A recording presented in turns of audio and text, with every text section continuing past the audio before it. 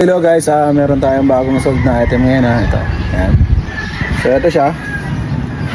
So specs po natin is Ryzen 5 60G HyperX 16GB yan.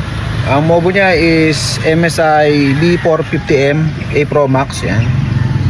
Hard disk is 500GB na SSD PNY. Yung memory niya is HyperX Kingston, HyperX Fury. Yan. Monitor is YGT. Yan. Ito po yung specs ng monitor.